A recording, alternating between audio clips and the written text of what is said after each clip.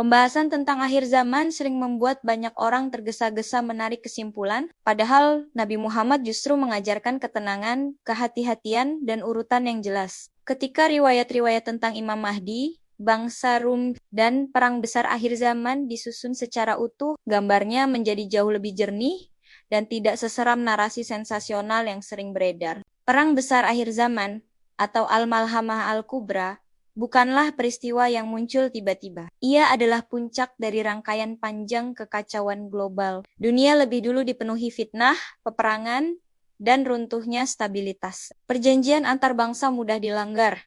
Kekuasaan berpindah dengan cara berdarah, dan manusia mulai terbiasa melihat kematian. Dalam kondisi seperti inilah kaum muslimin dan bangsa yang oleh Nabi disebut sebagai Rum, menjalin perjanjian damai, sementara untuk menghadapi musuh bersama. Setelah kemenangan diraih, pengkhianatan terjadi. Dari pengkhianatan inilah perang besar yang belum pernah disaksikan manusia sebelumnya meledak. Sebelum sampai ke fase tersebut, riwayat yang kuat menggambarkan munculnya seorang pemimpin yang tidak pernah mengklaim dirinya sebagai juru selamat. Ia hidup sebagai orang biasa, tidak membangun pasukan, tidak berkampanye, dan bahkan menolak ketika orang-orang mengenalinya. Dialah Imam Mahdi.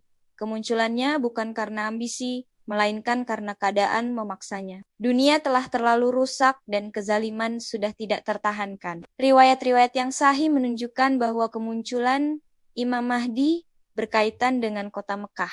Banyak ulama memahami bahwa peristiwa ini terjadi pada musim haji, bukan karena ada ritual khusus, tetapi karena pada saat itulah manusia dari berbagai negeri berkumpul. Dalam kondisi kacau, setelah wafatnya seorang penguasa besar, terjadi perselisihan hebat dan pertumpahan darah. Sebagian riwayat menyebutkan adanya pembunuhan di kawasan Mina. Peristiwa ini bukan tujuan dan bukan ajaran Mahdi, melainkan tanda runtuhnya hukum dan kendali manusia. Di tengah kekacauan itulah seorang lelaki dari Madinah menuju Mekah.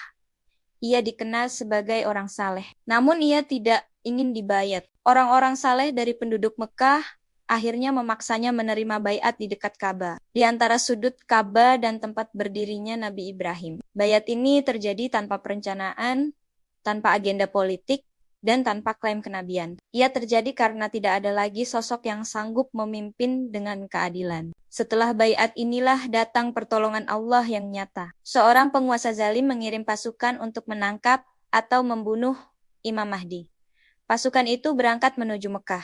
Namun, ketika sampai di padang pasir antara Mekah dan Madinah, bumi menelan mereka. Peristiwa ini dikenal sebagai penenggelaman pasukan di padang Baidah. Ini bukan tanda sebelum Mahdi, melainkan tanda bahwa Mahdi telah muncul, dan Allah sendiri yang melindunginya. Karena itulah penting untuk dipahami bahwa tidak setiap pertumpahan darah di tanah suci adalah tanda Imam Mahdi, tidak setiap kekacauan dunia bisa dipaksakan cocok dengan riwayat akhir zaman. Nabi telah mengingatkan bahwa akan muncul banyak pendusta yang mengaku Mahdi, dan banyak manusia yang tergesa-gesa menafsirkan peristiwa sesuai keinginan mereka. Ciri Imam Mahdi yang asli justru berlawanan dengan figur palsu. Ia tidak mencari pengikut.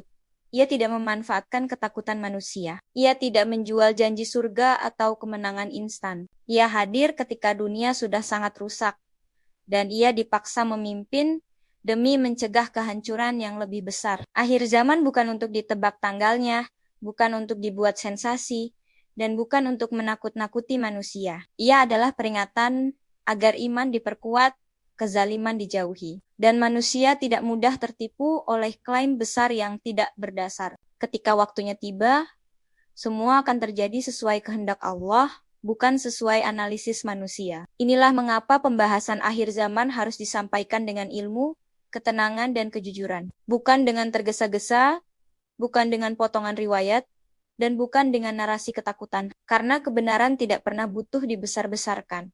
Dan tanda-tanda Allah selalu jelas bagi orang yang mau berpikir.